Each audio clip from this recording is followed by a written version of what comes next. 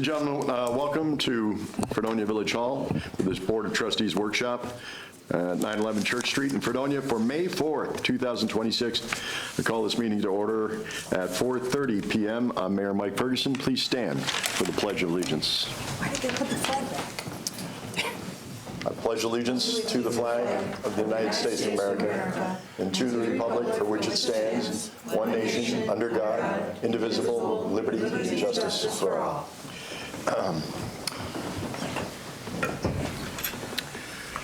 LaBella is going to be making a presentation. They are not here right now. Well, part of them is here, part of them is not. So we're waiting for Matt Higgins. While we wait for Matt, we were going to go immediately into executive session, but why don't we go through the resolutions here while we wait. So Resolution 1, Lewis Fred training request. Yeah, I just need a lab class to research for my license this year. It was supposed to be in March, it got rescheduled, and this is the only one I have before I have to submit my recertification application in by June, so. It's this week, so if we could vote on it today, I'd appreciate it. We've got a quorum, so that shouldn't be a problem. Do you want to do that now, or you want to wait till we go through the resolutions? You could just do it now. Okay. We've got a request to let Lewis get his training done, so he can get his certification. I make a motion that we accept his request. There's a resolution. Do you want me to read the resolution? Yeah. Be it resolved that Lewis Fred, Chief Operator at the Water Treatment Plant, has permission to attend training for basic laboratory skills using village vehicle located in Olean, New York, given by American Water Works Association in an amount not to exceed $100. Second. Trustee Brockler. Aye. Trustee Krusky. Aye. Trustee Wendell. Aye. Trustee Lazzaroni. Aye. I apologize for not calling roll today. Trustee Esperson is not here this afternoon. Cold water meters bid.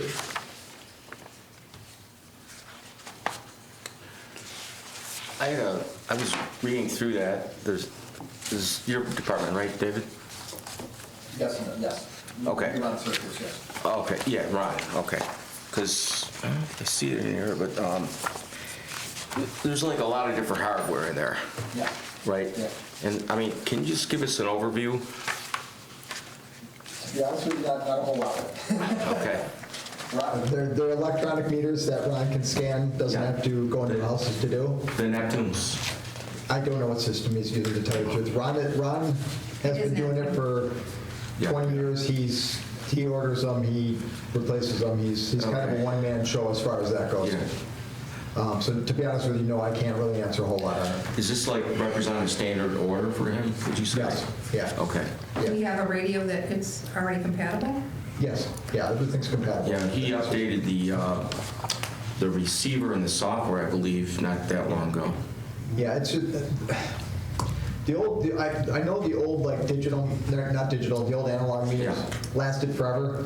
These things last 7 to 9 years or something like that. They don't last as long. Okay. So it's a kind of a continuous thing where you have to replace so many a year as you're going along. Okay, thanks.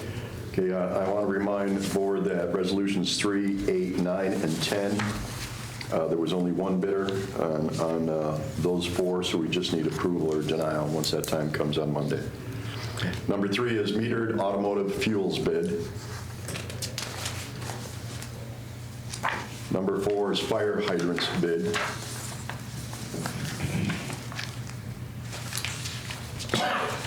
Bless you. Second. Number 5 is ferric chloride bid. If I'm going too fast, just stop me.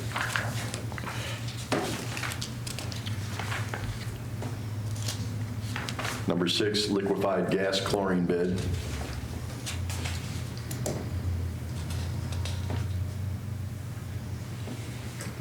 Number 7, synthetic flocculant bid. Make sure I pronounce that correctly. How long is these, how often are we ordering? It depends. We will order our liquid chlorine by every 45 days. We've gone through more chemicals with the turbidity and everything that the reservoir coming through that we're fighting it, so we had to use a little more. But every day is different. I mean, Right. there's nothing General- going on On average. monthly. Okay. Number 8, polyaluminum chloride bid. Number 9, orthophosphate bid. Number 10, polycationic polymer bid. That's why I don't work in that department. Number 11, 12.5% NSF liquefied gas chlorine bid. Louis, is this the first time you've ordered? No, it's not. Well, I mean, right, I mean, ever since the system was installed, right? Right. That was your initial order. Well, we've already gotten, we've placed 2 orders, and we just are going to place our 3rd coming up this week. For what quantity, 2,000? About 1,200 gallons. Okay.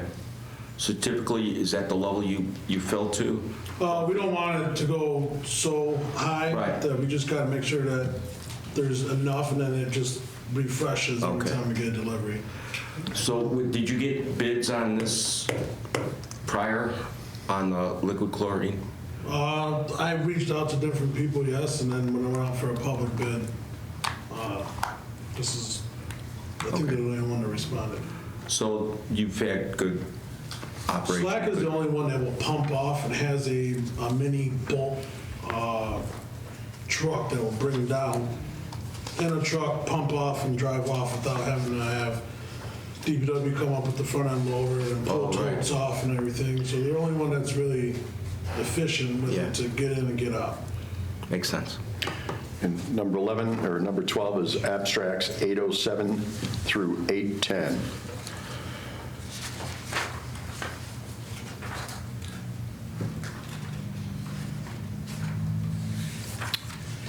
Number 13, base rate to reserve fund.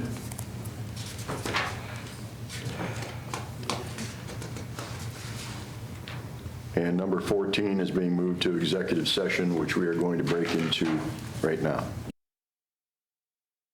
System, you thought it would be a good idea if that was a park and ride for the county workers that go back and forth. Well, and we have the bus that picks up outside here, Right. and people do park and take it up to Rochester and Buffalo at the school year and stuff like that. So we meet the qualifications for it.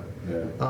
All it is basically you're putting up a sign saying park and ride. You don't have to designate spots or anything like that. So we already have it going on. People park there and drive to, and it doesn't have to be somebody that's getting on a bus either. It can be 4 people meeting here and carpooling up to Buffalo or down to Erie or to Jamestown, which is already going on. Your mic's back on? Yes. Back on. So, Thank you. Melissa, have we heard from, I just had it here, I was just running, have we heard anything on that lawsuit on that one person who tripped in the pothole on the front? No. Haven't heard anything. Another resolution is, and I don't think we officially need one, but we're going to go over it. Paving for Central Avenue from Newton to the intersection actually is going to occur Monday and Tuesday of next week. And we're working on a quote to do Forest Avenue. I've got 2, I'm waiting on a 3rd one. Do Forest Avenue from Barker to Risley, because that street's in really bad shape too. I've already got trucks lined up and everything ready to go, so we may be able to get those 2 sections paved by next week, Wednesday, just weather permitting, so. So we're not going to hold off and try and replace the water line down Central? The water line most likely, and we're going to talk about that, would probably go down the sidewalk. And if they have to do lines to the houses, they can bore underneath the street to do that. Sure. So, yeah, I mean, but we're to the point now where that street's Bad. bad. It's I bad. talked to Dave about it because we got graduation next week, high school graduation coming up, college graduation. Yes. And we're gonna have a lot of out-of-town people. And frankly, we already had a guy flip on a bike, supposedly hurt himself on something back there. And I've seen people bottom their car out on on the Temple Street area. Eventually, we're going to get people, I think we already have gotten a couple of people saying their roads are bent up or something. But We made temporary, we made temporary repairs and Yeah. we fixed 8 or 9 cuts in the road, so the roads are much better than they were 2 weeks ago. But there's still, But they're still, yeah. And the quote numbers came in real well, and we got the April pricing on the blacktop and stuff like that. So everything fell into place pretty well on that. Dave, would that be CHIPS funding? Chips funding, yeah. Okay. Yeah, and they're actually, it's gonna fall into the next budget. They're actually gonna do the work now, but it's gonna fall into the next budget for us. So I read the Kingsview quote, but it was a little hard to track. They're gonna, Like, Yeah. do the work in what's the the building. bottom line of? Kingsview was 138. JMI using Lakeshore Paving, who does the one that did Central, was 118 to do the Central Avenue portion. I don't want to say the Forest numbers yet because I'm waiting for the third one to come in. Oh. But the Forest one is going to be less than half of that number to do the Forest section. And that's a 2-inch mill and a 2-inch fill. So have you assigned the contractors yet, or do they? For the Central Avenue portion. So it'll be Kingsview. No, it'll be JMI with Lakeshore Paving. Kingsview was $20,000 more. Oh, I see. Well, you're the 118, right? Yeah, yeah. And if you ask John, the number he heard was $1 million to do all of Central Avenue. So we're basically looking at $250,000 if we'd done the whole street as opposed to, $125,000 to do half of it. And another question, actually, it's more like for Jake and Matt, but is there a preference when you have a water main under the road versus in the right-of-way off to the side? Does it make any difference? Well, as far as like a design for a water main, no. But from his purposes, I don't think when we need to maintenance a water main, he prefer it not to be in the roadway because then you don't have to worry about cars driving Yeah. up on you. That's what I thought. And construction-wise too, less disruption to traffic when you're in the road as to when you're off the road. Any questions for Dave before we get into Would you the? talk with the state about the CHIPS funds? The CHIPS director, I can't remember his name, but I've given her a list of all the paperwork on the thing.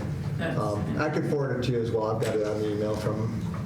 That'd be great. And then the third thing is that wall behind DP Doe. We need to move somewhere with that. We've got that section of the boardwalk closed off. We need to make a decision as far as what we're going to do with that at some point or another. If you guys want to get an engineer in or what you want to do, because I'm getting it's complaints definitely from. our issue. Yes, it's ours. issue. Yeah. I asked Sam to look into it because I was told by Bob Scudder that, I don't know, back in 1843, Jebediah said that we could use that as a parking lot, but it was supposedly owned by the business district. It's not, it's owned by the village. 1953 it was, and I had it from There you go. I was Tim Eads' even office. born It was deeded over to the village. It was Yeah. deeded to the village from Chamber. From We also- the business owners and the chamber. Right, yeah. Yeah, But Why the, they did that, I don't know, because but, they wanted us to maintain it. And they well, we don't want to maintain it. Let's turn it back over to them. Why they took it is another question. Why they did it, I understand fully. they want to, Dave and I and John went back there a little bit just to look around because we were talking about, if you remember, maybe charging college kids for long-term parking back there. Possibly, and I think Bob, who's been back there, he's had his business there from the beginning, would like to sit down with us and maybe see if we can do different ways of parking, that we can get more parking spaces out of them instead of fewer. And I know Leanne has an idea too for the parking lots. I have several. I know. How much do you think it's going to cost to repair that? And is it just going to keep going? It's not repairable. It's not repairable. So my suggestion is, and what I really would like to see is at some point that loading dock or that ramp that goes back there, I'd love to see that gone. At the point of that loading dock, I would like to see it actually turn into a loading dock where a truck could back up to it and go from there. I get it. I just don't think the village should pay for that. Well, You know what I that's- mean? We don't have to put a loading dock back there, do we? We're not required to. We're not required No, technically, we wouldn't have to put a loading dock in, it's just a matter of getting rid of the ramp and then the trucks would be able to back right up to that. And then I'd like to see, from that point towards Village Valentine's, that taken down because it's really not safe. And then just individual staircases built up to the back of each business would be the best way to go. Because now here's the other thing with it. Casella's has been picking up garbage and like backed into the railing over there in a couple spots and whatnot. So I'd love to see the garbage actually move down into the parking lot with individual staircases that then they would be responsible for shoveling and maintaining as opposed to us. And our water main actually runs underneath some of that boardwalk. Oh, that figures. So if there is an issue or a problem, it's going to be a problem as well. So again, my suggestion is to knock down at least the portion that's bad, and a couple staircases go up to it, and we could pave that, and then they could put their garbage down there. But also by tearing it down, you can create access into the water main that we need access to without having to deconstruct. And the water shut-offs and... Right. So, are those our stairs? Technically, I mean, you guys could probably work that out. I mean, it's, No, I'm just saying if we don't put them back, if we take that out, I think we would have to because of emergency exit-wise. it's not our building, it's our walkway. Do you know what I'm saying? Yeah. And not that I want to make business owners upset, because I don't. I'm talking about fiscal responsibility for the village. That I can't answer. That's a lawyer question. I'm not I'm saying that I I think can, that's when we ought to run by our yeah. water. Now, Right. now the nice thing when they built that boardwalk is they bolted it to the buildings with a metal ledge, and then it's a steel with concrete poured on the top. So I could saw cut it, put a new railing up wherever we're going to end it, you know, so you could go to that point, and we could saw cut on the other end, and Stop it on both ends. stop it on both ends, and pretty much with our equipment, very carefully take it down without causing damage to the buildings because it is just bolted on at a ledger plate, And kind of would like you you serve would a on that deck. Oh, So thanks. Okay, would you? that is something we Yeah. could handle, that is something we can do as far as that goes. It would be a controlled cut to Yeah. pull back the deteriorated. What does Yeah. that what purpose does that boardwalk serve? Just access entrance to the back of those businesses. You can't get to the business without the boardwalk. Businesses are up here, the parking lot. No, I realize that, but Just emergency access to the back of the businesses. There's no, Well, it's not an emergency because they all have back and front entrances. yeah, but most of them are DP Dough, the liquor store. Well, if you were to go from the ramp over, you got the liquor store, you got DP Dough, and that's it that actually has a commercial entrance in the back. Scudder's Laundry, I think. Well, that's down. that's down further, right? Yeah, that's down That's in further. the I think there's only two Butterlow's. businesses that have, Butterlow's has back entrance. no, but we're No, going we're talking from, about where that We're going access is. So- yeah, we're going from the ramp to the main, to Water Street. I think there's only two businesses that actually use it as business entrances. And then the rest are employee entrance, basically, or Customer. yeah. Yeah, I don't think customers are going in them for the most part. Eats office, no. One's an apartment entrance, but they have front access. Everybody has handicap access on the front side. This is more of their workers going in type deal. Okay. So how much would we be limiting if we took that section out? What business would we be? It would be Timmy's office entrance and an apartment building, apartment entrance. Which Tim Eads is one of the people asking us to get it fixed. Yeah. But, so my question would be then to the attorneys, if we have to rebuild the stairway. Yes, that's a Okay? question we got to ask the That's attorneys. the only thing I would question is do we have to rebuild the Yeah. stairway? Because if we don't, fine. Yeah. If we do, fine, but I don't want to rebuild something that we don't have to. No, we'd definitely be responsible for putting the railings up and, you know, that kind of stuff, but. That I don't have a I problem don't- with. It's the extra stuff, right? Yeah. Well, and I guess that comes down to two, are we, you know, we could throw up wood staircases, or we could throw up nice But staircases. then we're responsible, Well- right? But Yeah. that leaves us in a liability situation, right? So I want to make sure that we're covered as our liability is covered. So, yeah, right? you're gonna have to talk to Melanie and the And business owners talk there. and, Yeah.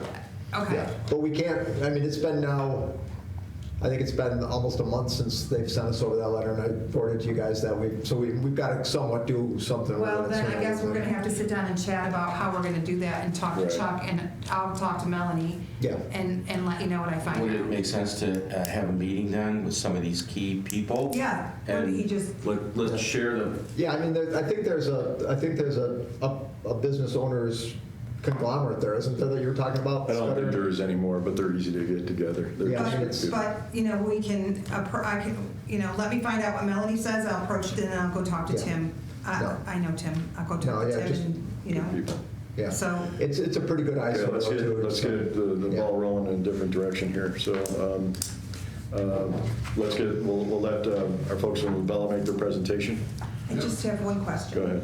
If you make that a street, not trying to be a pain, I just am concerned, you call that a street and you name it a street, then doesn't it have to comply with street?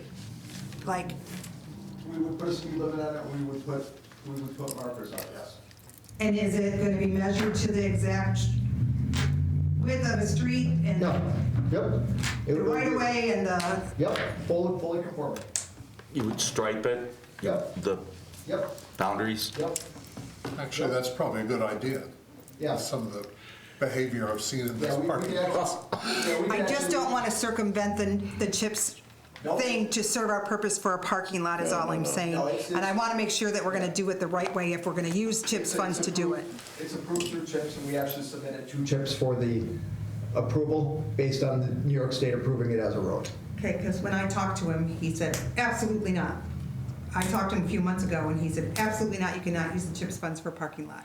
Not Not for even if parking. there's an alien. So how are you gonna do that parking lot portion? As a park and ride.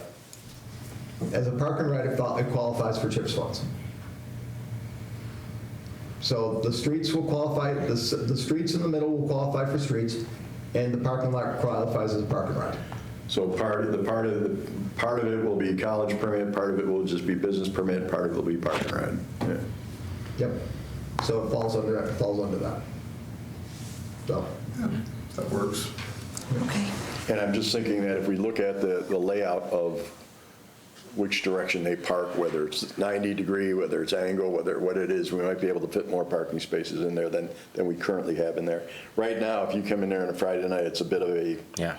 No, you can't park in there in front of you. It's a cluster. We'll have the ability to stripe it and line it and do. I would say striping would go a long way to fixing not only that. that, but maybe we do talk to the businesses in the area about helping with lighting in those areas, because that seems to be an area somebody. Oh, I think we should, I have lots of ideas about that parking lot. I think you should let business owners rent their spaces. They have allotted so many spaces for that place. We maintain that, we're paving it, it's nothing but an expenditure for the village. We get no revenue, nothing out of that parking lot.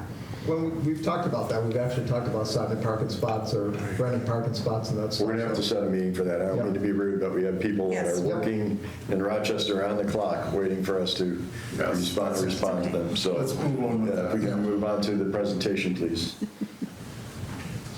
Sure, thank you. Matt, do you want to do the introduction, sir? Yeah, I would love to. I printed out the slides. Everybody can have a reference. Thank you. set at home. Thank you, Matt. Thank you.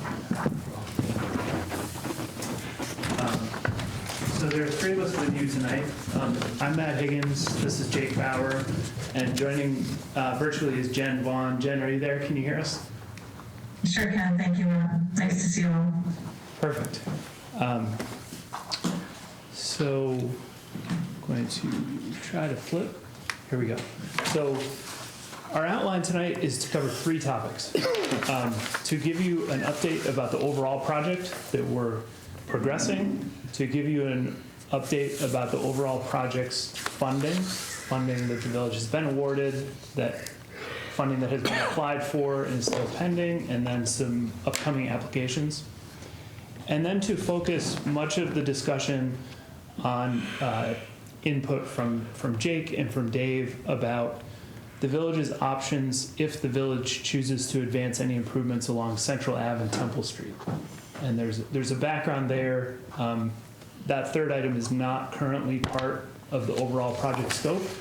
And so we'll dive into that and spend most of our time there.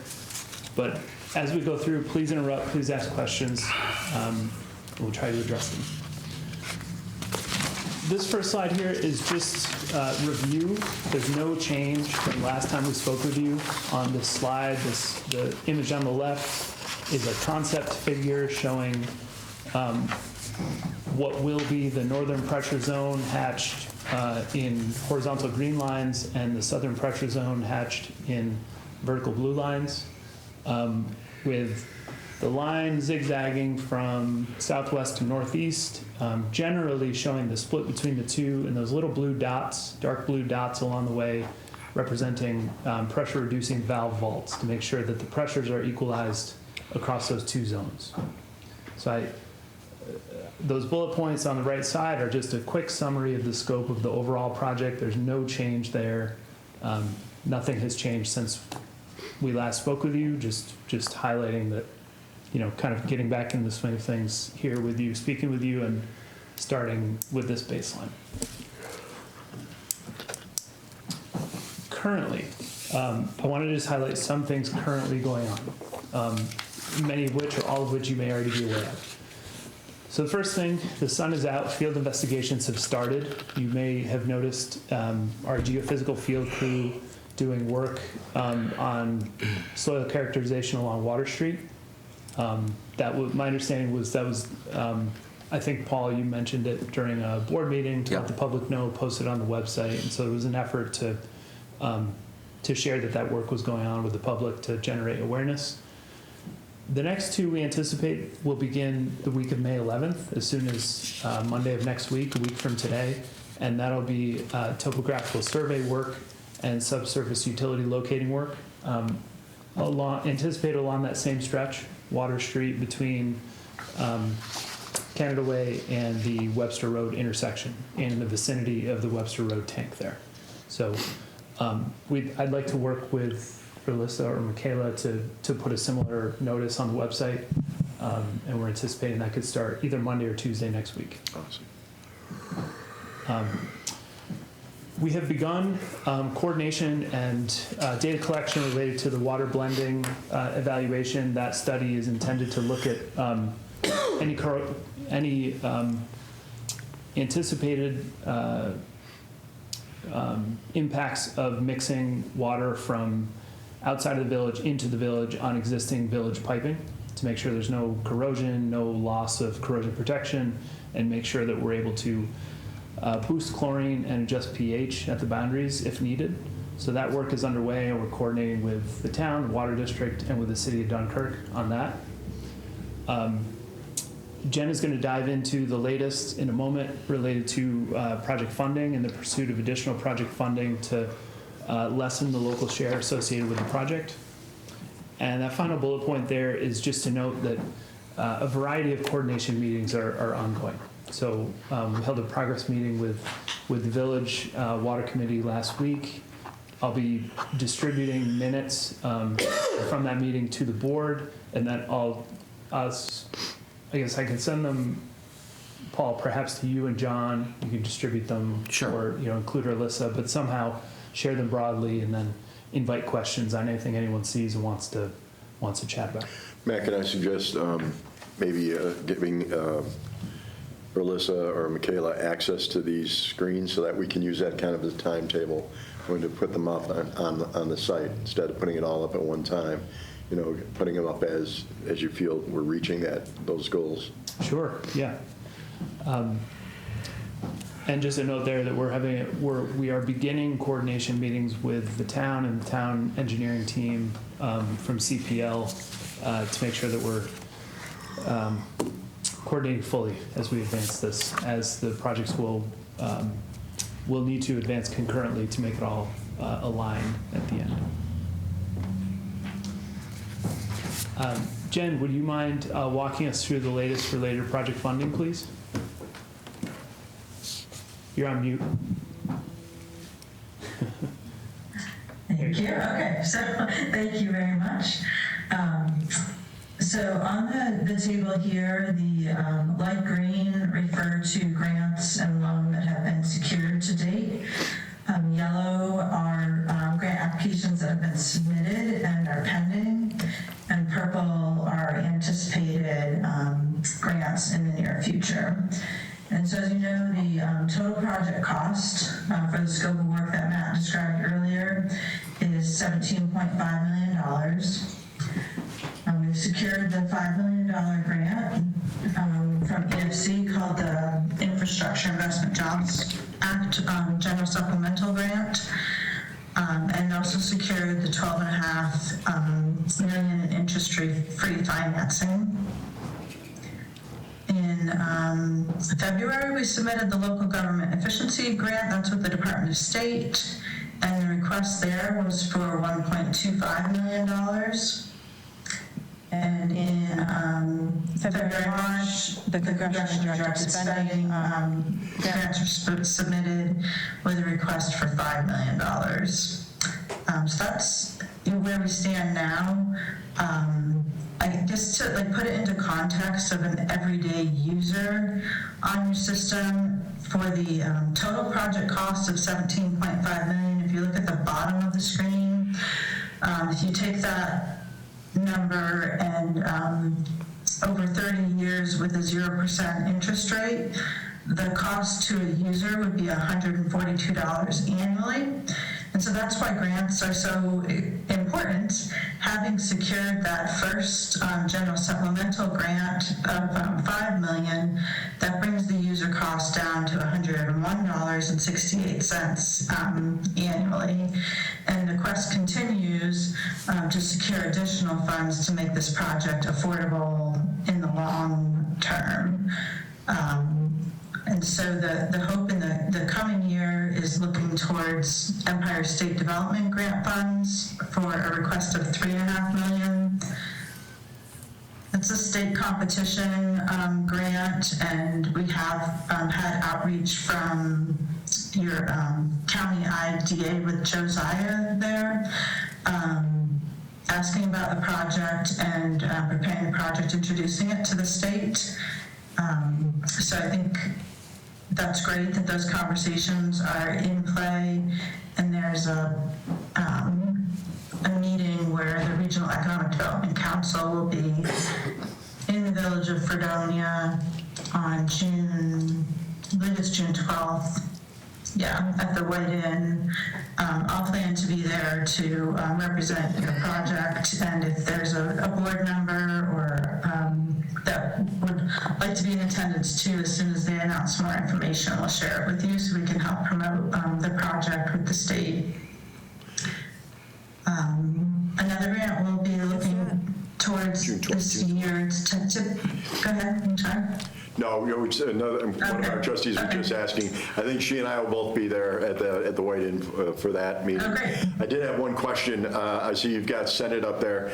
We were told to ask for 5 from Senator Gillibrand and 5 from Senator Schumer.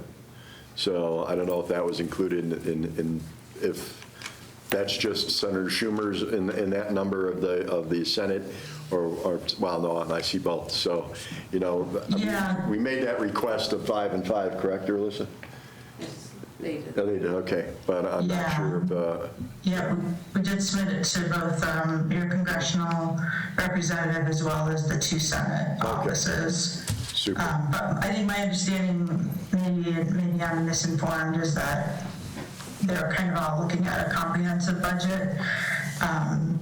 But yeah, so that request is out, and hopefully, I know some communities have started to hear about not being awarded, but I haven't heard of any awards. So having not heard anything at this point is positive.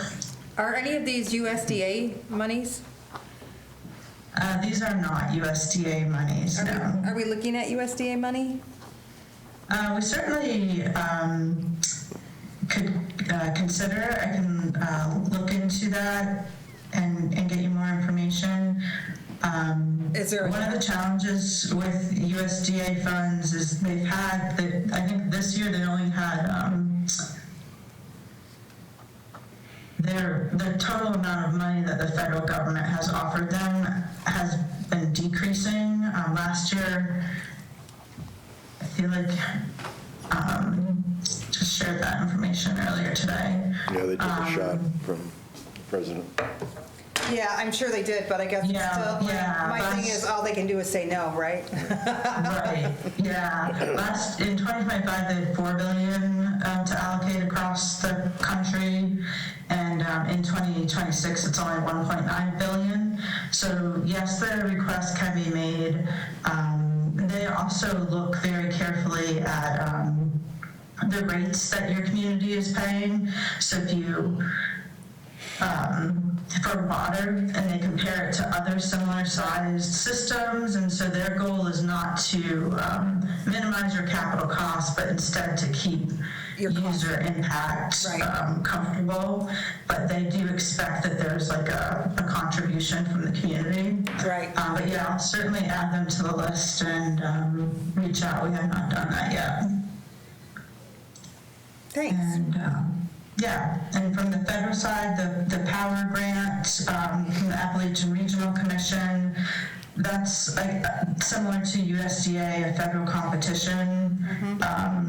And last year they only awarded 20% of applicants, so it is highly competitive. And their preference is multi-state projects, and we'll try to explain that the project has an impact on Pennsylvania, and with SUNY Fredonia there, it impacts other states, but again, that one's a little bit more of a long shot. Also with the hospital told us that they have a pretty high percentage of people that are going to be using the new hospital in Fredonia that come from the Pennsylvania area. Yeah, I'll be sure to note that. It's Northern Chautauqua Hospital is what it's going to be called. Yeah. Okay. And then the final grant listed is the Community Development Block Grant. And this grant has a requirement that the funds are utilized and the project is completed within 2 years of award. And so for that reason, with the design and permitting and easements that are required, we recommend applying for that grant in 2027. Yeah.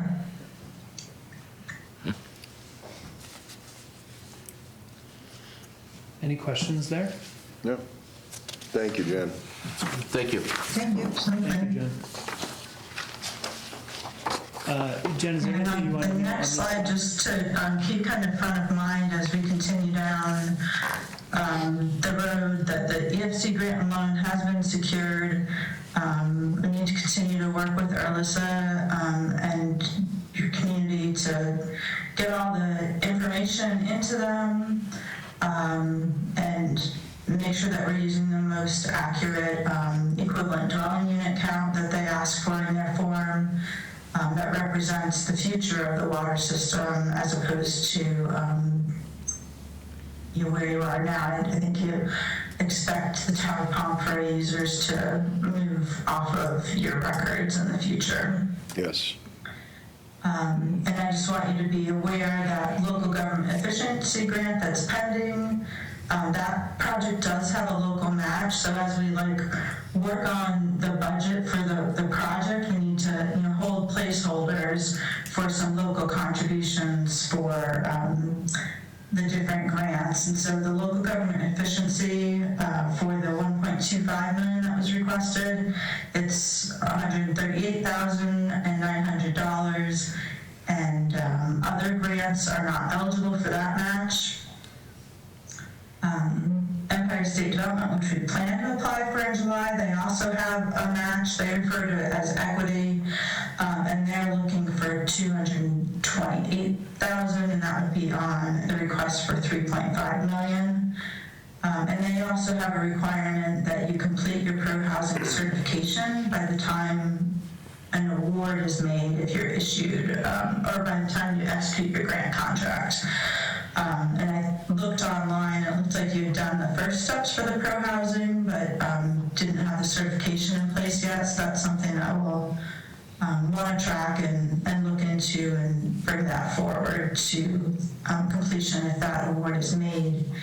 And if for some reason the village is not comfortable completing that process, then we wouldn't look to apply for that grant. No, we definitely need to do that, because there's several grants at hostage right now. Yeah.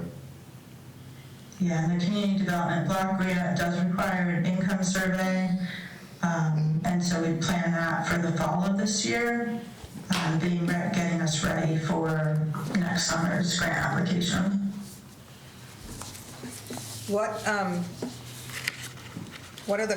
is the pro-housing certification? What is that needs to be done with that? It's a New York State program, and it's basically a commitment by the community to promote additional housing. I'll provide you more documentation on that and break it down the steps, because when I looked online, like I said, you'd completed the first step, but hadn't brought it all the way through, so I can share that with you, so you have all the information. Thank you. Program that helps developers be able to land more opportunities. Jen, a question regarding the matching grant applications. Yes. What is your perspective on that? Like, we have the LGE. So how feasible do you see that for the village? I definitely think it's feasible. It's just as we work through the, and you can do things like do some borrowing, but it just might not be state borrowing. You could do a ban or something like that if you didn't have the money in your reserves to cover that. And I can also, I know you've worked with Jeff Smith at Municipal Solutions before, and he has a guidance document on how to help municipalities with these smaller loans and how to kind of move through that process if you need it. But I should have written here, not that a loan is not eligible, but a state loan and a state grant, like the EFC loan that you have, is not eligible. Yeah. So federal funding is eligible, though, then, to match that? There's so many nuances in this program. Let me confirm that before I say yes or no. Each one is just a little bit different. That's okay. If you don't know, you can get back to me. You don't have to tell me now. We're getting into weeds. We're diving deep, and I don't necessarily think that you wanted to dive deep in this one. I just. Yeah, but I've just done all this before, so. Yeah. That's a conversation for another day, so it's okay. Yeah, but I did want to make sure they're on our radar and that we're beginning to think and talk about it so that we're prepared and you're not surprised when you're on, so, yeah.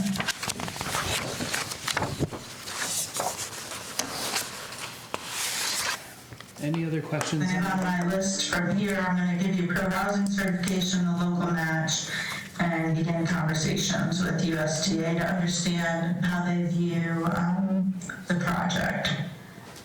Yeah, I don't know. I was reading something about 28 million somewhere about funding municipalities through USDA. So, and like I said, it was a while ago, so I don't really even remember all the nuances that go with it. But so I'm surprised that there wasn't more money when you said the amount you said was like, really? Because I was like, wow, that's crazy. That's not a lot of money to help, federally help. Yeah, some of them are a little slimmer this year. But I appreciate your information. Absolutely, yeah. Keep coordinating and working together to make this an affordable project for the community. Free would be really good. Thanks, Jen. Thank you, Jen. Appreciate it. Thank you, Jen. We appreciate it. Thank you. Yeah, thank you, absolutely. Okay. So now I'm going to let Jake, and I think invite some input from Dave about this transition to this discussion of Temple Street and Central Avenue and water main there. And this all originates from significant water main break end of January and wanting to share what we understand and some potential options for paths forward. But I guess I just want to reiterate that, this is not currently part of the overall project. So this is kind of geared to share information and ask how, if at all, the village board wants to move forward with this. More money. Right? So, gotcha. Well, then I think Jen needs to stay on the screen, because, Yep, she's no, I mean, just because we're gonna need more money. she's actually coming back. She's money lady. Hey guys, I'm Jake. I met you guys at a board meeting a little over a month ago. That's a little bit after I got brought in on this project. But like Matt said, we started really looking at this portion of the water main after that major break occurred on Temple Street in late January. On that screen where that break occurred is kind of like in the armpit of where all those three portions come together. If you're looking at your screen, Temple is in blue and pink, and then Central is in green. Generally, if you're thinking about water flow, water tends to flow from the bottom right-hand portion of that diagram to the top left. And the reason I kind of highlighted those three areas in different colors is, this is kind of where we were when we were working with the village and DPW tasked to look at as far as how do we get these areas addressed. And each one of those colors has their own separate issues, separate related issues.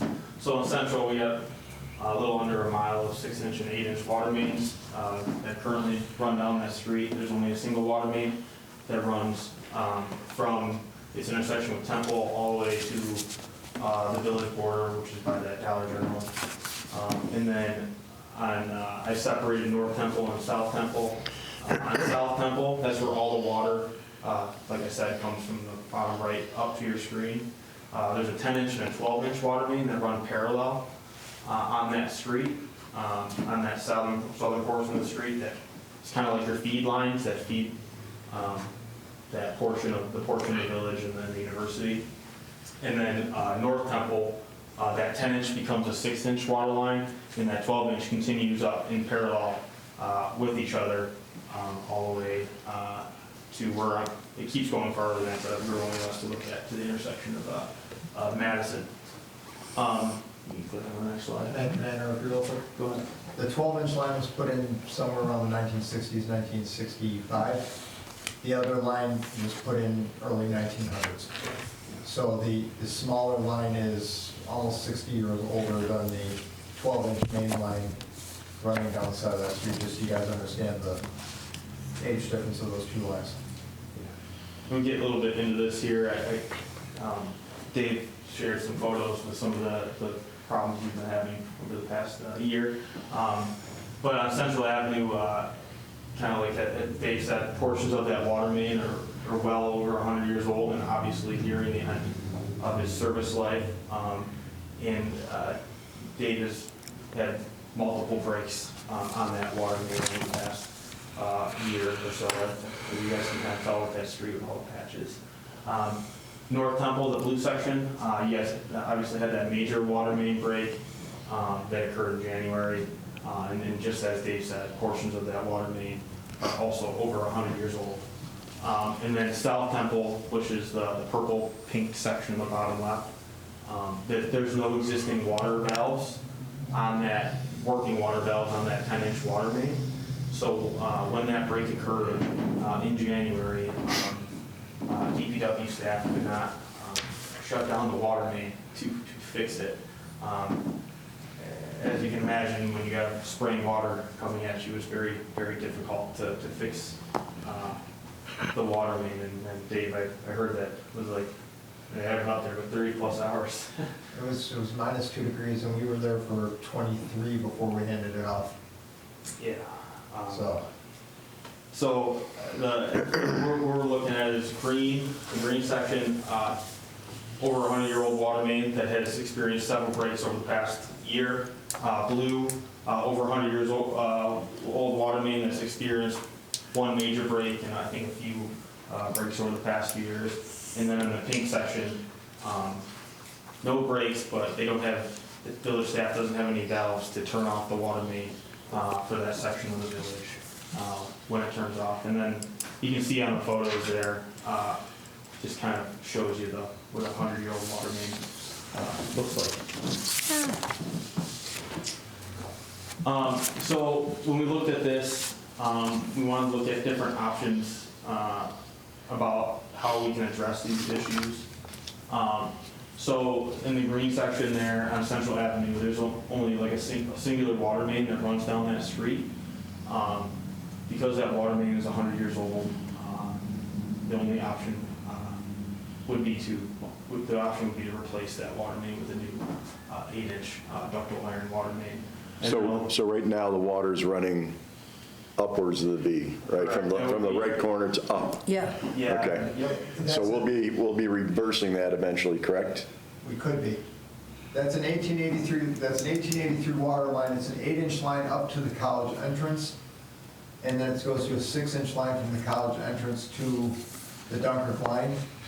There's a pump station at the Vineyard line. So Right. if we're going to connect to that, we'd be connecting to an 1883 6-inch line that would then go into an 8-inch line, which is going to be a pressure nightmare.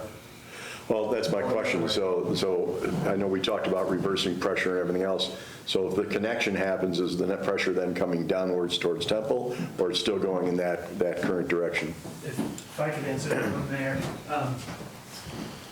So back on this figure, we were talking about these streets going up here. Right.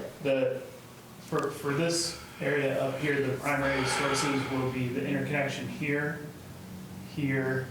and flow down from Webster Road tank. Okay. Which will flow through here without connecting to the dark blue area. So I do think most likely the flow of water will still go Continue the same direction. Okay. there. Now, Vineyard Drive is up here behind the pause button-ish, but I think predominantly it'll still flow. Okay, thank you. And we might have, it might flow the opposite direction a little bit more now, just because you won't have such a disparity in pressure. Sure. Now with the new system, but like he said, old water main and in general on a main street with fire hydrants, you generally want at least an 8-inch water main for fire flows. So for North Temple Street, there's a 12-inch and a 6-inch that run parallel down the street.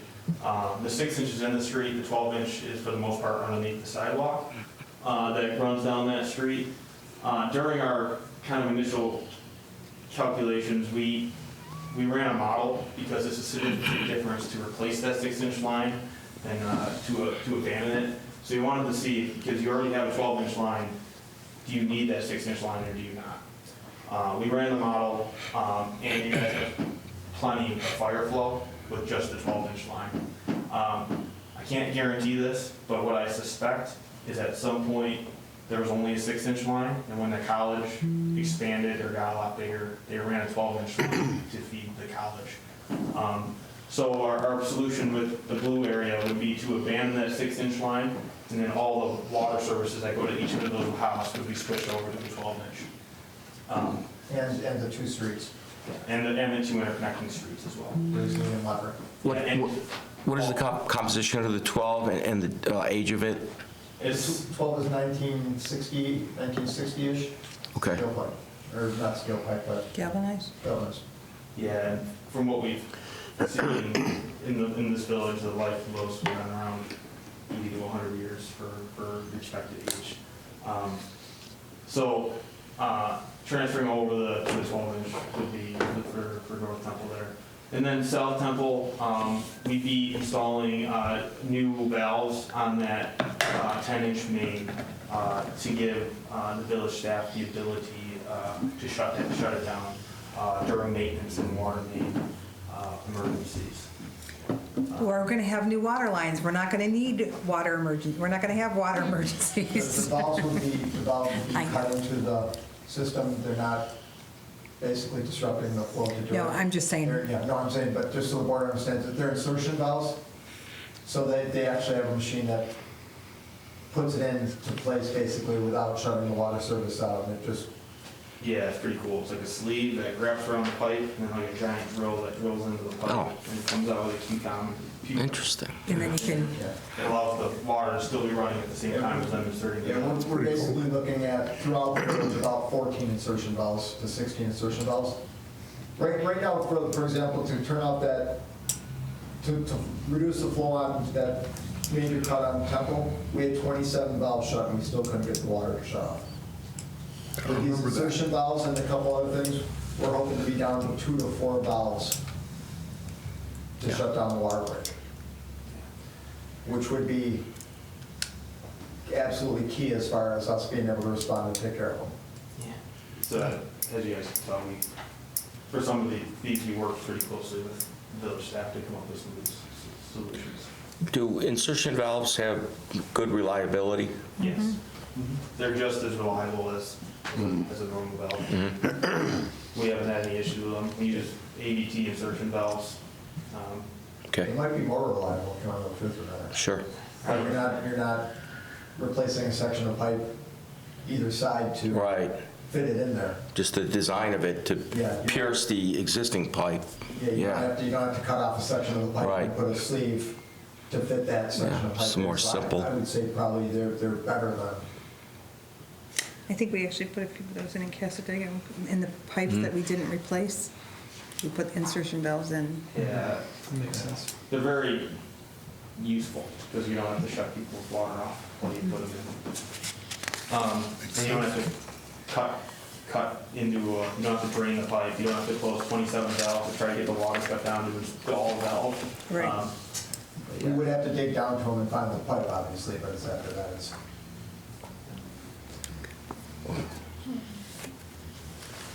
So now to the fun.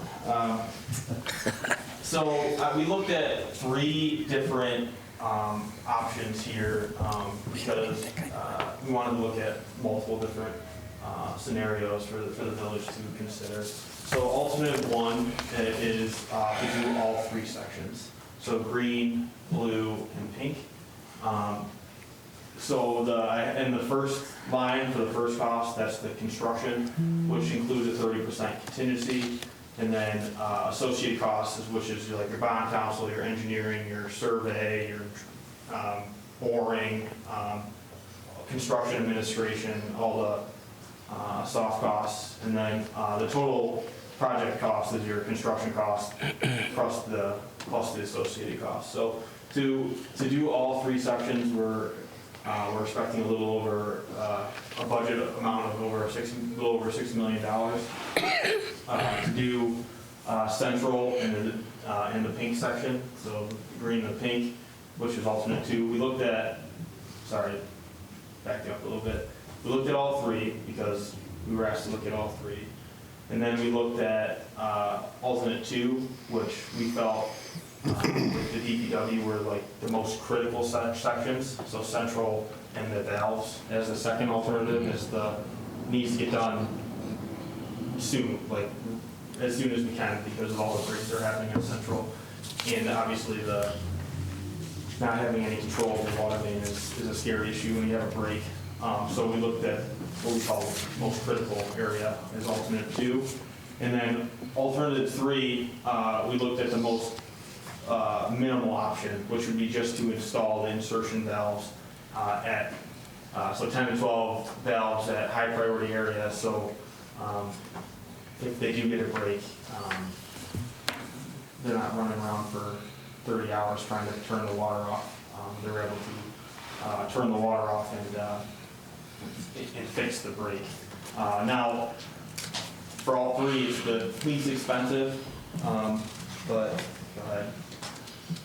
This is kind of, I put this slide in to kind of discuss some of the pros and cons, but it's kind of maybe to invite a little bit of discussion from you guys. But as you imagine, Alt 1 eliminates all the risks of all of the 100-year-old water mains, the isolation of the system, and because you're doing it all at once, you do have efficiency in terms of you have a contractor mobilizing once.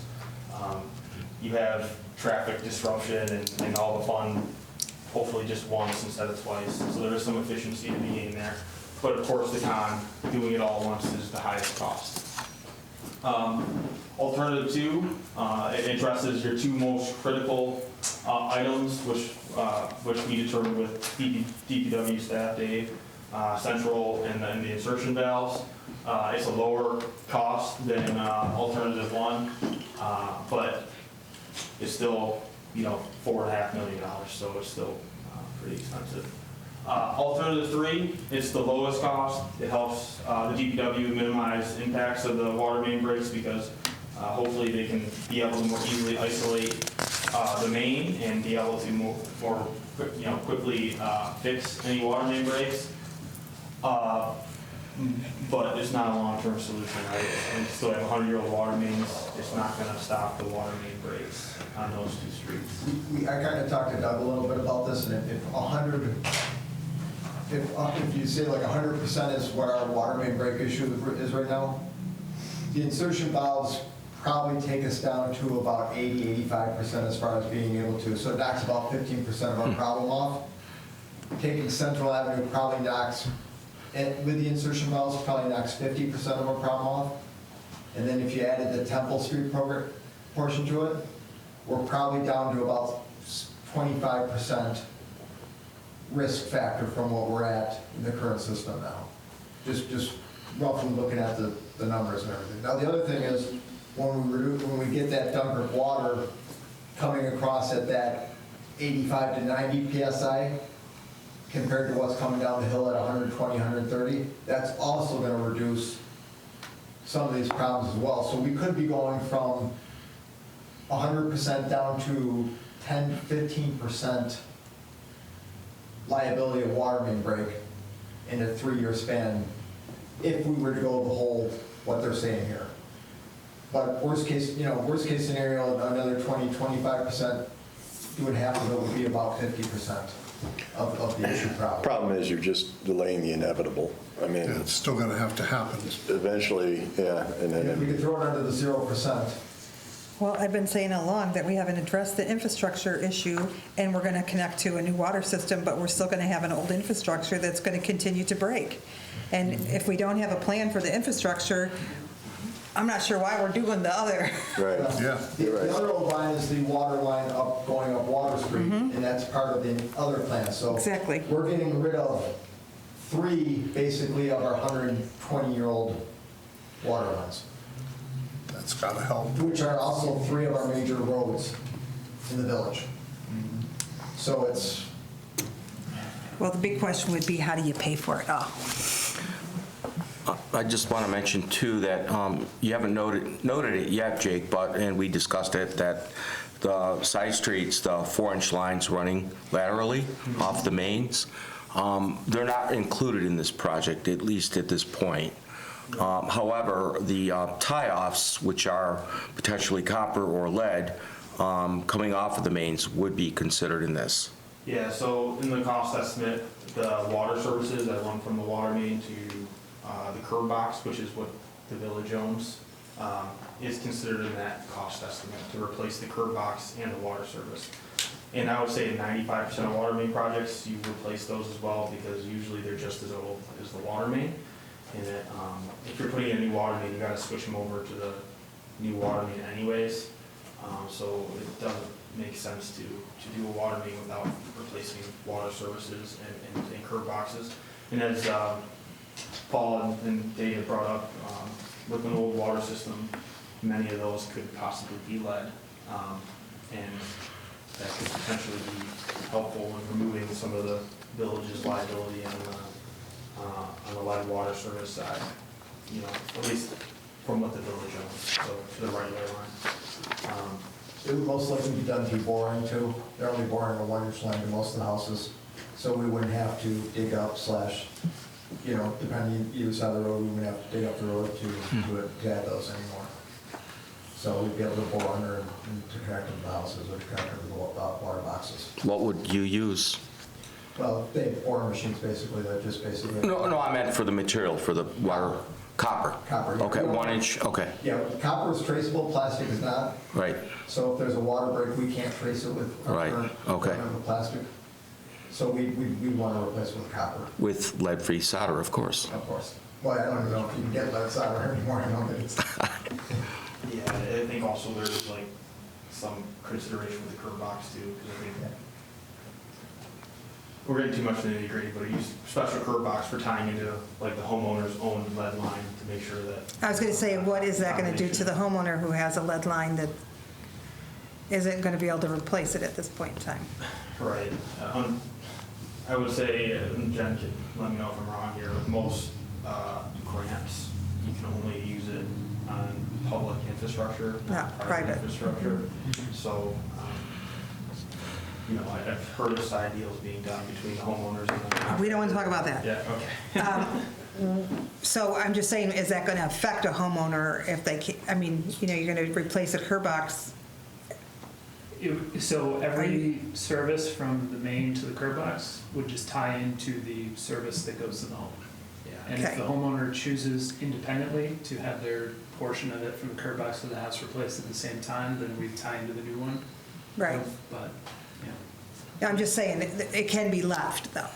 Yeah. 9 so- times out of 10, you're going to tell me that it can be left, correct? Correct. We would, as a part of the project, if we encounter a lead line, I think we're obligated to tell the homeowner that you have a lead service and recommend you replace it. a lot of them have been updated to copper. I'm just saying, there are a lot of people in this village who are elderly who don't have a lot of disposable income to be able to do that. I just want to make sure that we're not setting that up to replace that and then them having to do that at the time it's replaced. That's all. Yeah, they will not be forced to do that. Yeah. So you can still connect, You right? still connect to Okay. what's there. Yep.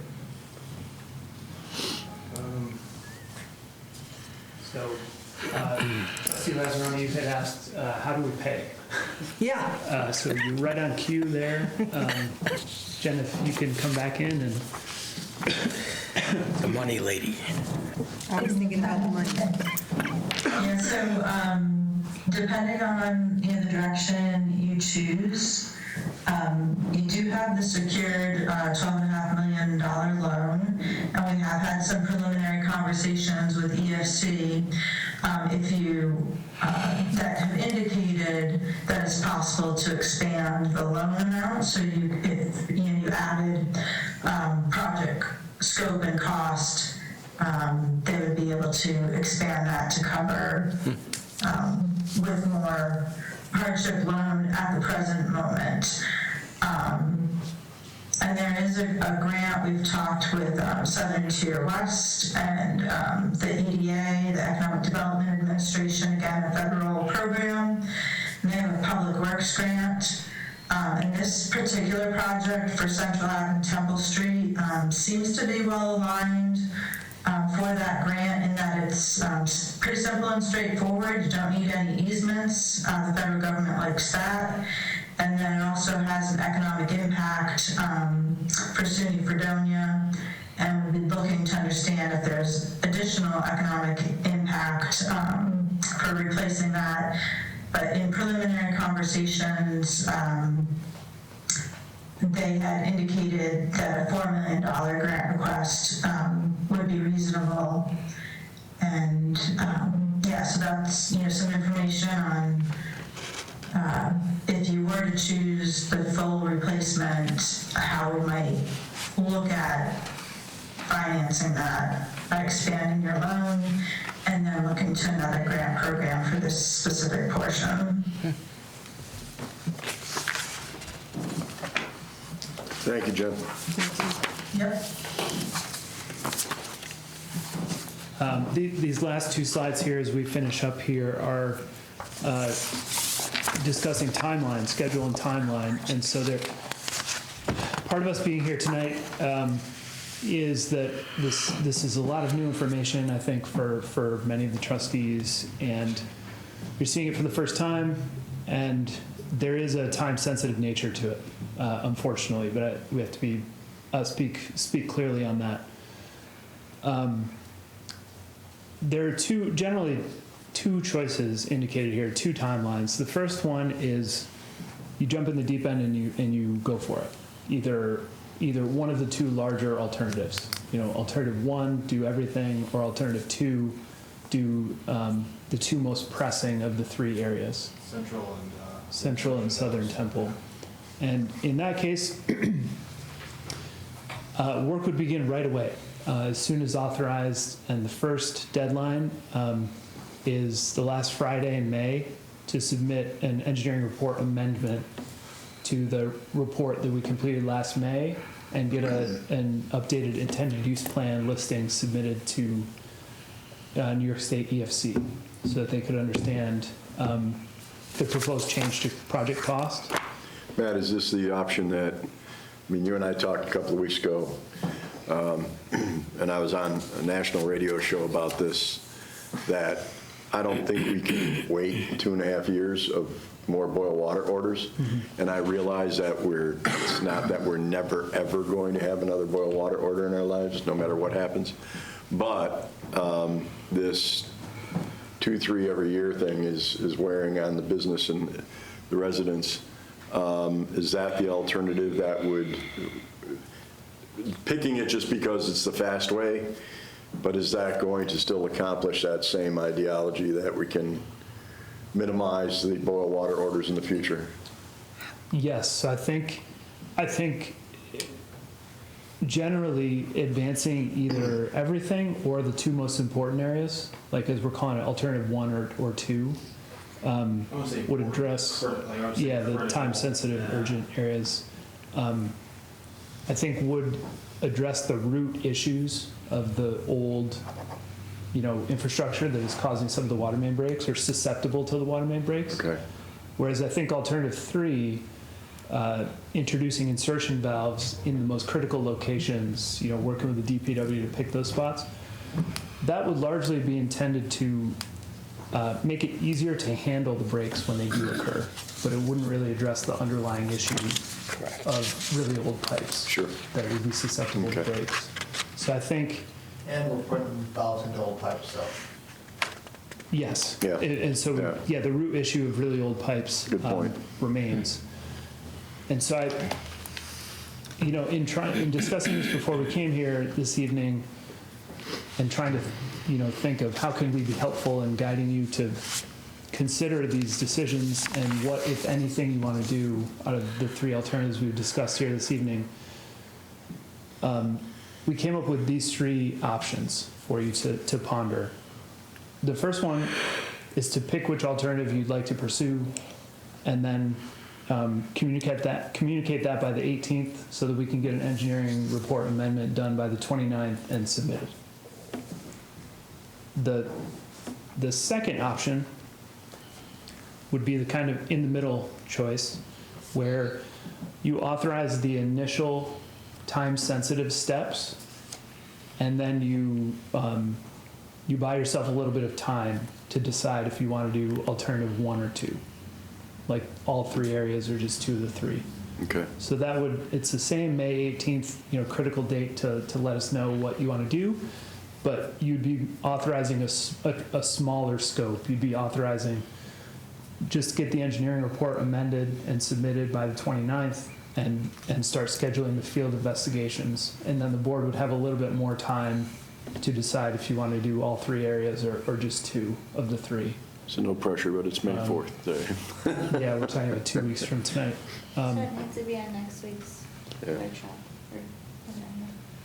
And then I guess option 3, understanding where we are, understanding the village has a lot on its plate with the overall water system improvements project, not to mention all the other village priorities and where we are in the calendar. There are potentially other ways to explore advancing these improvements if the board does not feel ready to, select and agree on a path forward, along the time-sensitive schedule that we're presenting here. So the May 29th deadline for that IUP listing originates from EFC funding. And so option 3, one alternative route that would remove some of the time-sensitive nature of this would be to find a way to advance this not using EFC funding. Or obviously you can defer the work to a future to next year's cycle, which understandably would not address the root issue here, but it is an option. Go ahead, Dave. My understanding is that if we were to move forward with one of these, it actually could happen much faster than the actual water transfer, because it's just basically approving bond monies there and hiring a contractor. So where we're looking at 2.5 years or 3 years to get the water maybe switched over, some of this could happen within a year, depending on how fast the board wanted to move along to. So it's not something that has to go along that water timeline. It's something that could happen much faster. It's just a matter of getting the bond money approved if that's. Yeah, thank you for that. Yeah, we would hope to be in construction by this time next year, doing this work. Keep in mind that the hospital is also accelerating its project timeline, be within the next 2.5 years, same time. And they expect water coming from us as well. So we're crunch time. Yeah. And this is probably in talking to now, Steve St. George got involved in this originally when we had the water main break. We had a meeting with him. He was stating that this probably could be done in a couple month period of time. It's not a long drawn out process to do the work. So, I mean, tentatively, whatever you guys decide could be done in a two month span, 2.5 month span, to be buttoned up over the summer and the winter time before we even got there. Yeah, I think So it's a fairly quick start, and it could be a fairly quick finish. Just no matter which one follows, Central or all, it's a fairly quick jump into when we get going. Sure. Dave and Jake, if we're talking Central, we're talking Alt 1, so we're going to not have to disturb the road. We are going to dig up the right-of-way. yeah. That would be ideal. Right now, the gas line runs down the left-hand side of the sidewalk, Okay? and the power runs both sides above ground, so we don't have any issues with power. Okay, so gas. Yeah. Now the storm sewer runs both sides, so I would say to stay away from the gas, we would run down what I'm calling the right side, the opposite side from the gas, which is if you're driving from Fredonia to Dunkirk, gas line runs down the left side, so I would say the right-hand side sidewalk, or in between the sidewalk and the curb, or down that That would side. be the section of right-of-way to lay the new main. Yes.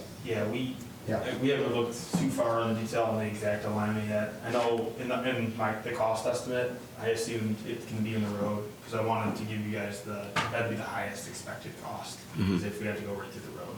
I don't want to tell you it's going to be in the sidewalk or in the grass area, and then it turns out we have to put it in the road, and then now the cost of the project is $500,000. But even if we were to have to go on the road, we can put it 2 feet or 3 feet into the road. It's not like we have to rip out the entire road again. We can saw cut and replace a small section as opposed to doing the whole thing. Yeah.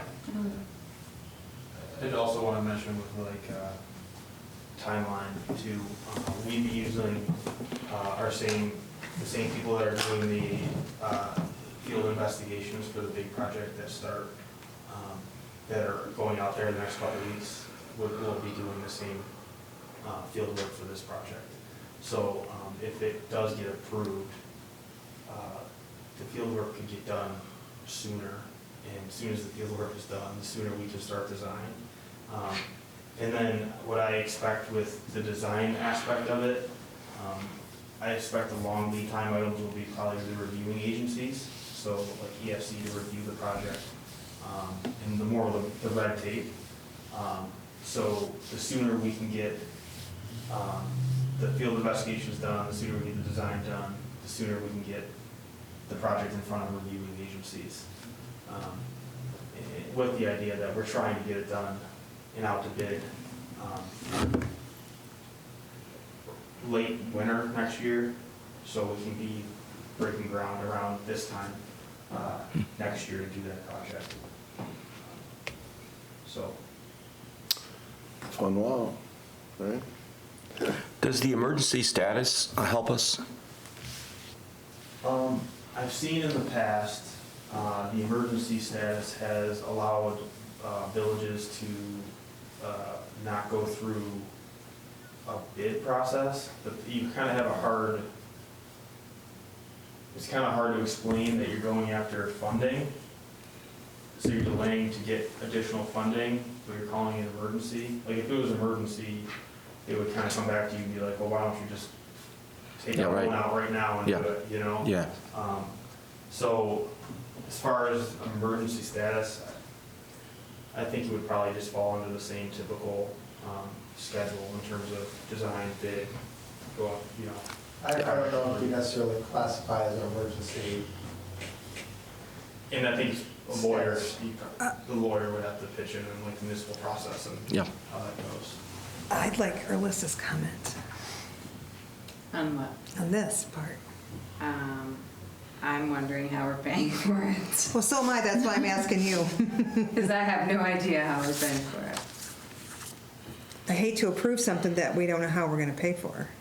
I mean, if you can roll it into the 12.5 loan, but we would also have to pay everything out of the fund balance and wait to get reimbursed, so we need to have that cash on hand, and we don't. Right. Well, we're hoping to get that bid under the 0% bond though. That's what I just said. Yeah. But we would have to pay out of fund balance and then get paid back, which is how that typically works through the year. And we don't have that in our fund balance to do that. Well, we're gonna have to look at alternative ways, without a doubt. So I'm hesitant, man, let's do it, let's go, let's get it all Yeah, done. we'd love to. Right, but how are we gonna pay for that? Like, I understand there's this deadline and timelines and those kind of things. I mean, I think all of us would agree that it should be done, I but, think that we need to press that. And just, this is what I'm saying, is there's things that are pressing that can't wait 3-4 meetings down the road. Not that you make a decision based on time by any means, but you have to, you know, we call in the favors we got to call in. We sit down and figure it out, how we have to do it. It's going to be a huge project. The alternative is this whole thing fails at one point and you no longer have a community. And I mean that sincerely. well, I understand it, but if we commit ourselves to money that we don't have, then we Well, fail I our agree. community also. I get it. It's a double-edged sword. You can't, I don't think we can just jump off the cliff until we have some, However, we are presented option 2, which allows us to proceed forward. However, right, Matt, I believe you've explained that. Matt, what other communities are you guys dealing with that are going through this similar time crunch, or are we the lucky ones right now? No, it's everywhere. It is And I think we need to talk to these people that are going through the same thing. How are you funding this? How are you doing this? Instead of trying to figure it out on our own. Yeah. There are people that have either A, have done it, B, did it a while Leverage ago, off that and C, right in the experience. middle of all this. We figure out who they are and contact their governments and say, what are you guys doing? How are you doing it? I mean, if I had to make a decision right this second, I would go with option 2. Right. But Right. I'm still cautious about It's a lot of money. rolling this in. And I think it has to be done. I agree it has to be done. I just think we have to figure out, I don't like to, listen, I don't write a check unless the money's in my bank account, right? Yeah, and I think we, you know, as your partners, we feel caution kind of on your behalf. Like we want to provide clear information about schedule and anticipated costs and such, and then hope to work with you to bring forth whichever option you prefer. Well, I think if we can go with option 2 and we can slow down a minute and make sure that we're going to have some funding available to roll this into the other project, get some feelers out there to make sure that might happen, you know, that's what I would say. I would love to say, hey, let's just go for it. We can't do that. We would be checking the boxes on the initial steps. Yes. Okay. But we're not committed to the whole thing. Exactly. And we're going to jump in with both feet, because But I hopefully that can't will do let us that. go forward with asking for funding. That's right. That will let us ask for And funding. So I'm all for Get the that. funding, we can go forward. That makes sense. If you want my answer about how I feel about the infrastructure has to be taken care of. First and foremost, we got to do something with that. But I want to know where we're going to get it funded from. because I don't want to Santa bond Claus. everything, right? What's that? Santa Claus. Well, I know, I agree with you, 100%. I mean, it makes sense to roll it in, not do it separately, but, you know, it's easy to sit back here and say, there's only one way to do it. Jen's help, we call in favors, we talk to people who are already doing it, we don't have to reinvent the wheel. Well- There are people in the same position we're in. I right get now. it. I just can't do something on a wing and a prayer I that agree might with you. happen, I right? understand 100%. Understanding all that, it does put a large burden on our administration. It does. Us people, to creatively find solutions. Well, In a Jen too. and So a to time move frame. No forward, pressure, Jen. Sorry, Jen. so to move forward on this, Just can saying. we have a resolution on Monday to go with, what are we I thinking? think I'm that- thinking alternative 1, but option 2. Well, we can't do 1 and then say 2. We have to, Well, you're going to have to, I don't think this is the one you put together right this second. I think you take this home, you mull over it, and before the end of the week, even if we have to call a special meeting just to get together and discuss it, I don't think it's something we can just sit here and say, well, let's just do this one, and that'll be the answer. Because then if it's not the answer, you got to go back again and revive everything, or, you know, so I think you're right. We do have to. In fact, I think you said it's either got to be this meeting or the, it's got to be next week. Has to be next week's meeting to make that 18th deadline. Right, right. So, but, you know, I just don't think we can sit here right now and go, that's the one we need to do. I think you take 48 hours or so, take a deep breath and go, okay, what are we going to do? And in a way, that is correct as well, because depending on if you want to do all 3 or 2 sections, that's how we would update the engineering report. Right. To include whatever costs those are. And kind of how we evaluate alternatives to finding a solution for the infrastructure. I believe people like town council and accountants could possibly help you. But we're looking at 2 different things. You're looking at how do we get past the constant deterioration, the constant boil water orders, but also how do we make sure that we're making all these deadlines not with the simplest or cheapest way because we'll fix it again later, because Lord knows in this community it'll take another 20 years just to get to the step 2. It's the all or nothing or second somewhere in there. How can we do it? Then how do we afford it? And is it going to do 2 things? Connect us the way that we need to be connected within the timeline. 3, getting the hospital their promised water. And lastly, making sure that we're not disrupting our businesses and our residents as much as possible.